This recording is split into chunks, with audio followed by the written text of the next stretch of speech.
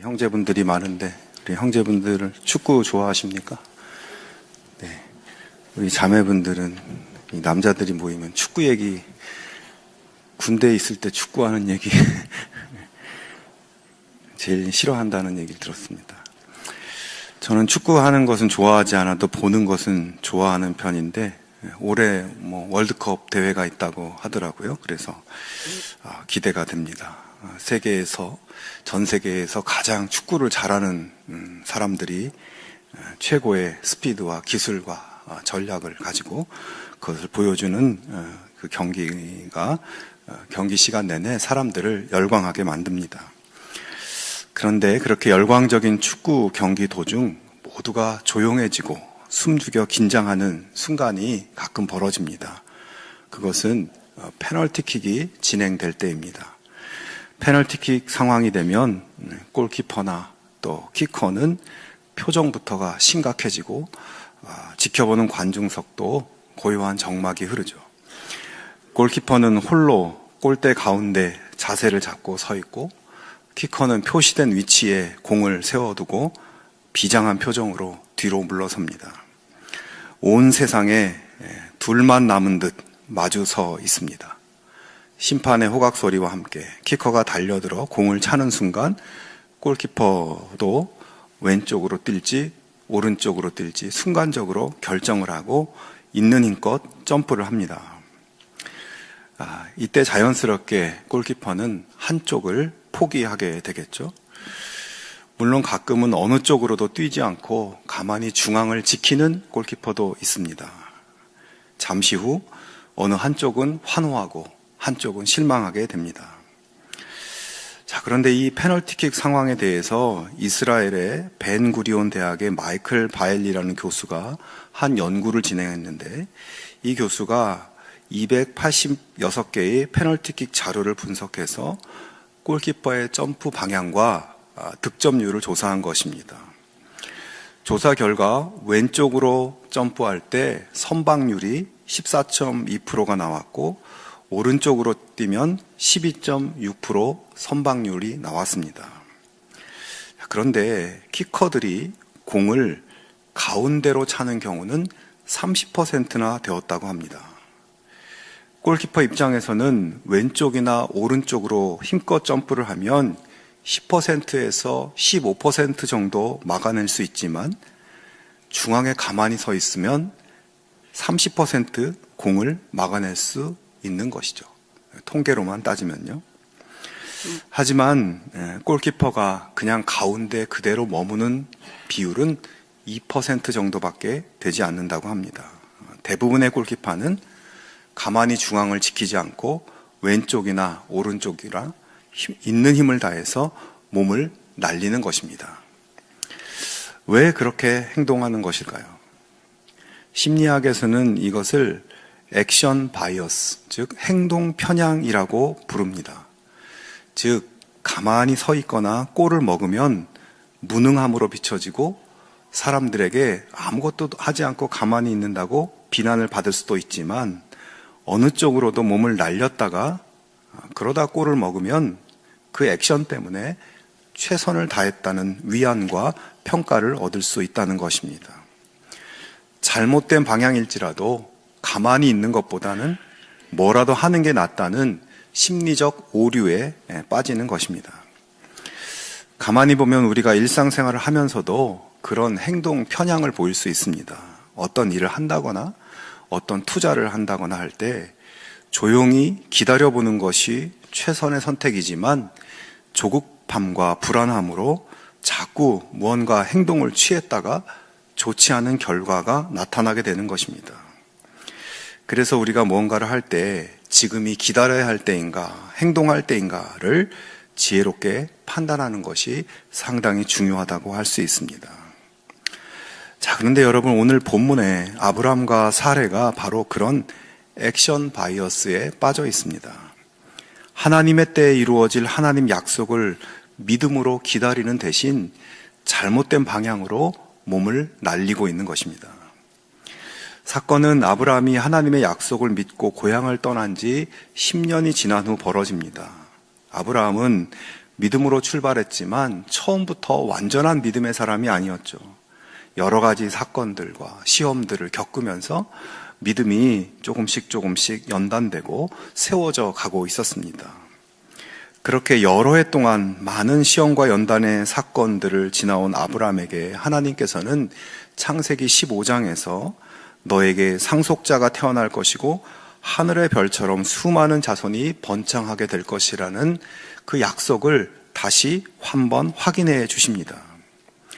사실 그 당시 아브라함은 처음 약속을 받을 때보다 나이가 더 늙었기 때문에 하나님의 그 약속은 전보다 더 실현 불가능해 보이는 것이었습니다.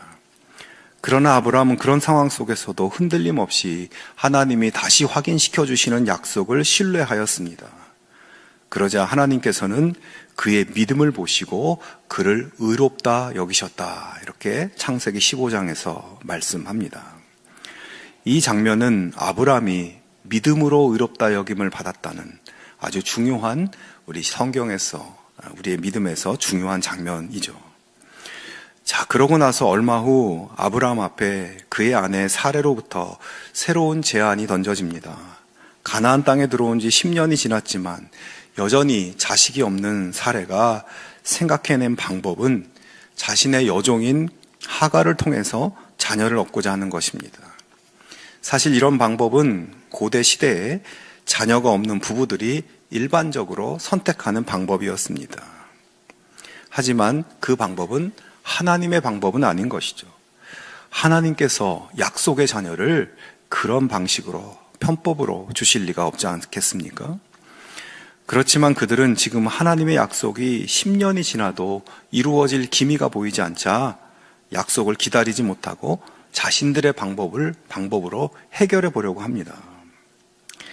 자, 그런데 이때 사레가 그런 방법을 제안하면서 아브라함에게 그렇게 이야기합니다. 본문 2절에서 사레는 여호와께서 내 출산을 허락하지 아니하셨으니 원하건대 내 여종에게 들어가라. 내가 혹 그로 말미암아 자녀를 얻을까 하노라. 이렇게 말합니다. 자, 여기서 사레는 하나님이 나에게 출산을 허락하지 않으셨다고, 자신이 아이를 낳지 못하는 이유는 하나님께 있다고 원망하면서 자신이 쓰고자 하는 믿음 없는 방법을 정당화시키고 있는 것입니다. 하나님이 내 출산을 허락하지 않으시니 나도 어쩔 수 없다. 내가 지금 이런 방법을 쓰는 것은 내 잘못이 아니다. 이렇게까지 된 건 내 책임이 아니라 하나님 책임이 크다라고 말하는 것이에요. 자, 그런데 그런 사레의 제안에 대해서 아브라함은 어떤 행동을 취합니까? 아브라함이 사레의 말을 들으니라 라고 되어 있습니다. 자, 여러분, 아브라함은 하나님으로부터 너에게 상속자가 날 것이며 그 상속자로부터 너의 후손이 별과 같이 많아질 것이라는 약속을 직접 듣고 받았고, 그 약속을 믿음으로 의롭다 여김받은 믿음의 사람이었습니다. 자, 그런 아브라함이라면 아내 사레가 그렇게 제안한다고 하더라도 아니라고, 하나님께서 우리 두 사람에게 자식을 주실 것이라고 약속하셨다고, 그를 통해서 하늘의 별과 같이 자손들이 세워질 것을 하나님이 약속해 주셨다고, 우리가 좀 더 기다려보자고, 조금만 더 인내하면 하나님의 때에 하나님께서 약속을 이루실 것이라고 아내를 설득하고 아내의 믿음을 격려하고 위로하고 그래야 했지만 그냥 사레의 말을 수긍하고 받아들였다는 겁니다. 여러분, 지금 아브라함과 사레는 믿음에 근거하지 않은 행동을 하고 있습니다. 그리고 자신들이 그렇게 하는 것은 하나님이 약속을 지키지 않고 계시기 때문이라고, 우리도 어쩔 수 없는 거라고 하나님 책임으로 돌립니다. 하나님 약속에 대한 믿음이 흔들리고 약해지고 있었어요. 여러분, 이 말씀을 우리 자신에게 잘 적용해 볼 수 있기 바랍니다. 오늘 우리가 신앙인으로서 매주 성실히 예배를 드리고 매일 말씀도 읽고 말씀을 붙잡고 말씀대로 사는 것이 하나님 축복의 길인 것을 믿고 세상 사람들과는 다른 방식으로 살아가려고 다짐하며 노력하며 살아갑니다. 그런데 그렇게 하나님 자녀로서 믿음의 모습을 살다가도 세상에서 힘든 일 만나면 사례가 하나님이 내 출산을 허락하지 않는다고 불평하는 것처럼 하나님은 왜 이렇게 나를 힘들게 하시는 것일까? 나도 나름대로 믿음을 지키며 열심히 살려고 노력했는데 하나님은 왜 나에게 아무 일도 하지 않고 복을 허락하지 않으시는가? 원망하며 차라리 세상의 삶의 방식을 따르는 것이 나에게 더 유익이 되지 않을까? 믿음이 흔들리고 실족하기도 합니다. 여러분, 우리가 풀리지 않는 답답한 삶의 문제나 상황 속에서 아브람과 사레의 선택을 따라가는 것과 하나님을 신뢰하며 그분의 때를 기다리고 하나님의 일하심을 기대하는 것, 어느 것이 더 지혜로운 선택이 될 수 있을까요? 우리의 유한한 노력으로 얻을 수 있는 것은 얼마나 될까요?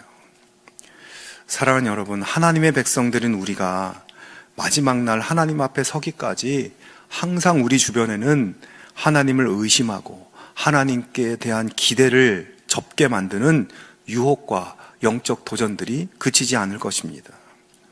그런 도전 앞에서 모든 일에 하나님의 때가 있고 하나님께서 우리에게 원하시는 삶의 방식이 있다는 것을 여러분 기억할 수 있기를 바랍니다. 그리고 세상의 방식을 따르지 않고 하나님이 원하시는 믿음의 삶으로 나아가기 위해서 매일의 삶 속에 주님과 더 깊이 소통하고 그 말씀을 더욱 신뢰하고 말씀대로 살고자 하는 결단과 다짐을 새롭게 해 나갈 수 있기를 바랍니다. 여러분, 기도할 때 내가 그렇게 살 수 있도록 도와달라고 기도하기 바랍니다. 그것이 우리의 살 길이고 마침내 하나님의 때에 하나님의 복을 누리게 되는 길이 되는 것입니다.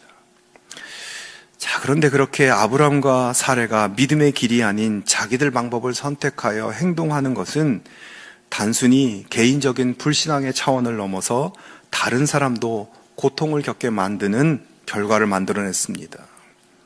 그 사람은 바로 아브람의 집에서 사레를 위해 일하는 하갈이라는 여종이었습니다. 하갈은 애굽 사람이었습니다. 그녀가 언제 아브라함의 집에 노예로 들어왔는지 성경은 말해주지 않지만 아마 아브라함이 기근을 피해서 애굽에 내려갔을 때 애굽 왕이 아브라함의 아내 사레를 얻기 위해서 아브라함에게 준 여러 가지 선물 속에 이 노예인 하갈도 포함되어 있지 않았을까 생각해 봅니다. 여러분, 그런데 이 애굽이라는 나라는 그 당시에 최고의 부자 나라였고 애굽 사람들은 그래서 훨씬 다른 민족보다 부유하고 잘 사는 선진국 사람들이었습니다. 지금 아브라함 집에 노예로 들어온 애굽인 하갈도 처음부터 노예는 아니었을 거예요. 귀한 귀족 집안이나 부잣집 딸이었을지도 모르겠습니다. 하지만 무슨 우여곡절이 있었는지 노예가 된 것입니다. 애굽인 노예 하갈은 큰 상처와 고통을 안고 종살이를 하고 있었고 하다 이제 외국인 나그네인 아브라함 집에까지 들어가서 노예로 살고 있는 것입니다. 그런 하갈을 그의 주인인 사레가 85세 된 자기 남편 아브라함에게 들어가게 합니다. 사레가 하갈을 통해 자녀를 보기 원했기 때문에 하갈은 분명히 젊고 건강한 여자였을 것입니다. 하갈의 입장에서 종살이도 서러운데 이제 늙은 주인에게 들어가라고 하니 그 마음이 어떠했을까요? 애굽에서 살 때는 그래도 귀한 집 딸이었고 인생에 대한 화려한 꿈을 꾸었을 텐데 지금 그녀는 인격의 존엄이 무너지는 너무나 비참한 상황으로 떨어지고 있는 것입니다. 결국 하갈은 아브라함의 아이를 갖게 됩니다. 여러분, 그런데 이때 하갈이 아이를 가졌다는 것이 사레에게는 어떻게 느껴졌을까요? 하갈을 통해서 자기 목적을 이룬 것 같아서 기쁜 마음이었을까요? 그랬을 수도 있겠지만 표현은 못해도 굉장히 자존심이 상했을 것입니다. 아브라함과 자신 사이에 아이가 생기지 않는 원인이 오롯이 자기 문제로 여겨졌고 그래서 사레는 하갈의 미신 때문에 더욱 예민하고 날카로워졌을 겁니다. 그런 가운데 오늘 성경에 보면 임신한 하갈이 주인인 사레를 멸시했다고 하는 말씀이 있습니다. 하갈이 주인 사레를 어떻게 멸시했는지는 모르지만 아마도 하갈이 조금만 웃는 표정을 보여도, 평범한 행동이나 말 한마디에도 사례는 자존심이 상하고 멸시받는 느낌이 들었을 겁니다. 결국 사례는 하갈을 그냥 봐줄 수가 없었어요. 하갈을 학대하기 시작합니다. 남편 아브람도 사례가 하갈을 학대하는 것을 그냥 용인해 줍니다. 여러분, 이 대목에서 이 노 부부의 모습은 너무나 실망스러워 보입니다. 힘없고 어린 여자 노예입니다. 그녀는 하기 싫어도 주인의 말에 복종하며 따랐습니다. 자기들이 원하는 대로 아이가 생겼습니다. 이런 상황 속에서 이 어린 여종이 조금 우쭐대고 자만한다고 할지라도 이 믿음의 사람들, 이 어른들이 보여야 할 태도는 무엇이었을까요? 이 어린 여자 노예와는 상대도 안 되는 절대적인 권위와 힘을 가지고 있는 이분들이 하나님을 알지 못하는 이 이방인 여종의 모습이 거슬린다고 똑같이 학대하고 못살게 괴롭혔다는 것이 여러분 어떻게 생각되십니까? 하갈은 여주인 사례의 학대를 견디다 못해 결국 도망하게 됩니다. 도망쳐서 자기 고향인 애굽으로 가려고 했겠죠. 하지만 아이를 임신한 여자 노예가 도망을 가면 뭐 얼마나 가겠습니까? 애굽까지 가려면 광야길을 통과해야 되고, 건장한 남자도 그 길은 보통 일이 아닌데 갑자기 도망쳐 나온 이 하갈, 그것도 임산부에게는 그건 불가능한 일입니다. 사막 한가운데서 목말라 죽든지 굶주려 죽을 수밖에 없는 상황이죠. 여러분, 하갈의 이 마음과 고통을 한번 생각해 보기 바랍니다. 평생 힘든 종살이에 억울하게 학대당하고 견디다 못해 도망하면서 불같은 태양과 타는 갈증 속에 광야를 걸을 때 그 괴로움이 어떠했겠습니까? 그 길을 걸으며 얼마나 울었을까요? 그렇게 하갈이 지쳐 쓰러져 있을 때 하나님의 사자가 그의 앞에 나타납니다. 사례의 여종 하갈아, 내가 어디서 왔으며 어디로 가느냐? 지금 하나님의 사자가 묻는 이 질문을 잘 보십시오. 하나님의 사자는 광야에 쓰러져 있는 이 여자가 노예라는 것도 알고 있었고, 그의 주인은 사례라는 것도 알고 있었고, 그 이름이 하갈이라는 것도 알고 있습니다. 무엇을 의미합니까? 하나님께서 이 하갈을 너무나 잘 알고 계신다는 것입니다. 그가 어디서 태어나서 어떤 삶을 살아왔고 무엇 때문에 여기까지 왔는지 하나님은 알고 계신다는 것입니다. 하나님은 그녀에게서 눈을 떼지 않고 항상 함께 계셨다는 것입니다. 아무도 인정해주지 않는 노예에게 전능하신 하나님께서 하갈아, 나는 내가 누군지 알고 있다. 내 아픔과 고통을 알고 있다. 너 어디로 가고 있니? 말씀하시며 그의 존재를 인정해 주십니다. 하갈은 대답합니다. 나는 내 여주인 사례를 피하여 도망하는 중입니다. 그랬더니 하나님께서 하갈에게 중요한 약속의 말씀을 주시죠. 10절에서 내가 내 씨를 크게 번성하여 그 수가 많아 셀 수 없게 하리라. 하나님께서는 아직 하갈이 아이를 낳은 것도 아닌데, 그리고 도망자이고 앞으로 그 운명이 어떻게 될지 모르는 상황인데 사막 한가운데서 죽음 직전에 있는 하갈에게 아이의 생명을 보장해 주실 뿐만 아니라 앞으로 많은 자손을 가지게 될 것이라고 그의 미래를 보장해 주는 약속을 하고 계십니다. 여러분, 창세기에서 후손에 대한 약속은 아브라함, 이삭, 야곱 같은 남자 이 족장들에게 하는 경우는 볼 수 있지만, 지금처럼 이방인 여자 노예에게 셀 수 없이 많은 후손을 약속하는 경우는 오늘 이 본문이 유일한 곳입니다. 하나님께서는 왜 한낱 이방인 여자 노예인 하갈에게 이런 축복을 약속하고 계시나요? 11절에 한번 보면 네가 임신하였은즉 아들을 낳으리니 그 이름을 이스마엘이라 하라. 이는 여호와께서 네 고통을 들으셨음이니라. 여호와께서 내 고통을 들으셨음이니라. 그냥 하갈의 고통, 하갈의 눈물과 울음소리가 하나님께 너무나 처절하게 들렸기 때문이라는 것입니다. 하갈이 아브라함의 가족이나 친척이었기 때문에, 또는 하나님의 부르심을 받은 사람이거나 착한 일을 많이 한 사람이라거나 하나님의 은혜와 축복을 받을 만한 어떤 공덕이 있기 때문에 충분히 그런 축복을 받을 만한, 은혜 받을 만한 자격이 되기 때문에 복을 약속하는 것이 아니라 그냥 그녀의 고통스러운 인생을 불쌍히 여기시는 긍휼의 마음 때문이라는 겁니다. 하갈은 가족도 친구도 없고 누구도 관심 갖지 않는 험악한 인생길을 홀로 걸으며 노예살이의 고통과 주인의 학대 속에 더 이상 살 길이 없어 도망쳐 나와 울다 지쳐 사막길에 쓰러져 있는 한 사람에 불과합니다. 하나님은 어디에서도 희망을 찾을 수 없는 막다른 길, 벼랑 끝에 서 있는 그녀를 불쌍히 여기시는 마음으로 네가 아들을 낳을 것이다. 그리고 그를 통해 큰 민족을 이룰 것이다. 지금 그의 마음에서, 그의 상황에서는 상상할 수 없는 구원의 은혜와 축복을 약속해 주십니다. 여러분, 적어도 오늘 본문 창세기 16장에서는 믿음의 조상 아브라함과 사레보다 이방인 노예 하갈이 더 하나님과 가까워 보입니다. 그리고 하나님이 아브라함과 사레보다 하갈에게 더 관심을 가지고 계신 것으로 보입니다. 이에 하갈은 하나님 앞에 고백합니다. 여호와는 나를 살피시는 하나님이십니다. 하나님, 저 같은 사람을 살펴보고 계셨군요. 저의 고통과 울음소리를 하나님은 듣고 계셨군요. 하나님은 저와 상관없고 저 같은 사람한테는 관심도 없으신 줄 알았는데, 하나님은 아브람과 사레만 살피시는 줄 알았는데 저를 살피고 계셨군요. 그동안 깨닫지 못했던 하나님의 보호하심, 하나님의 살피심을 가슴 깊이 경험한 그녀의 위대한 신앙 고백입니다.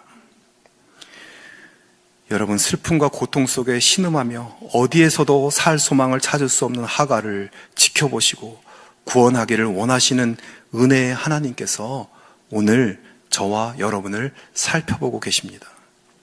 하나님은 우리가 선행을 많이 하고 좋은 인품을 가지고 있고 경건하게 살고 그런 모습 때문에 우리를 주목하시는 것이 아닙니다. 만약 하나님이 그런 기준으로 우리를 보신다면 누가 하나님 앞에 설 수 있겠습니까? 하나님은 우리의 잘남이 아니라 우리의 연약함에 귀를 기울이시고 우리의 눈물을 마음 아파하시고 우리의 염려와 탄식과 그리고 내가 어떻게 살아왔는지 어디로 가고 있는지 하나님은 알고 계십니다. 하나님은 나에게 필요한 것은 무엇인지, 필요치 않은 것은 무엇인지 살펴보고 계십니다. 내 삶을 들으시고 내 삶을 살펴보시는 하나님이십니다. 사랑하는 성도 여러분, 혹시 지금 지치고 힘든 상황 속에 있습니까? 누구에게도 말할 수 없는 고통의 상황이나 남몰래 고민하고 속상하는 일이 있습니까? 억울하고 분통 터지는 일을 겪고 있습니까? 모든 것을 던져버리고 어디론가 도망가 버리고 싶은 심정이십니까? 나와 언제나 함께 하시고 살피시는 하나님, 고통을 들으시는 하나님, 은혜 베푸시고 복 주시기를 원하시는 하나님의 그 긍휼하심을 의지하며 믿음의 길을 묵묵히 걸어가는 우리 모두가 될 수 있기를 축원합니다. 자, 그런데 하나님께서 이렇게 하갈에게 놀라운 축복을 약속해 주셨는데 그 약속과 더불어서 하나님이 하갈에게 주신 명령이 하나 있었습니다. 9절에 보면 내 여주인에게로 돌아가서 그 수하에 복종하라. 자, 하나님이 축복을 약속하시면서 주시는 명령은 내 여주인에게로 돌아가라는 거예요. 여주인에게 가서 복종하라는 것입니다. 하나님의 축복은 너무나 감사하고 좋은 것이었습니다. 그러나 하나님의 명령은 하갈에게 어떤 의미입니까? 지금 하갈은 주인의 학대를 견디다 못해 도망하고 있었어요. 그런데 주인에게 돌아가라고 합니다. 아니, 지금 이 상황에서 내가 주인에게 돌아가면 어떻게 될 것 같습니까? 나 때문에 지금 이를 바득바득 갈고 있을 텐데 나보고 거기 가서 다시 또 모욕을 당하고 어떤 학대를 받으라는 말입니까? 하갈은 광야에서 죽으면 죽었지 사레에게 돌아갈 수 없다고 생각했을 것입니다. 설사 주인이 자기를 받아준다고 해도 그 집에서 앞으로 살아갈 자신이 없었을 겁니다. 그러나 하갈은 어떻게 하나요? 하나님의 명령대로 주인에게로 돌아갑니다. 그가 어떻게 그런 결단을 하고 어떻게 그렇게 순종할 수 있었을까요? 자기를 살피시는 하나님의 은혜를 경험했기 때문에, 그 은혜에서 나오는 담대한 믿음 때문입니다. 그리고 하나님이 행하시겠다고 하신 축복이 아직은 내 눈에 보이지 않아도 나를 살피시는 하나님이 약속하신 것이 반드시 이루어질 것을 믿는 믿음 때문입니다. 하갈은 믿음으로 지금 정말 하기 힘든 명령, 받아들이기 힘든 말씀을 순종하며 행하고 있습니다. 결국 하갈은 할 수 없는 상황 속에서 믿음의 순종으로 하나님이 약속하신 복들을 나중에 다 받아 누리게 됩니다. 여러분, 이 시간 우리 자신을 한번 돌아봅시다. 우리에게 믿음은 있는데 믿음을 따르는 순종도 있습니까? 하갈이 하나님의 복을 받으려면 하나님 말씀에 순종해서 사례에게로 돌아가야 되고 그 수하에 복종해야만 했습니다.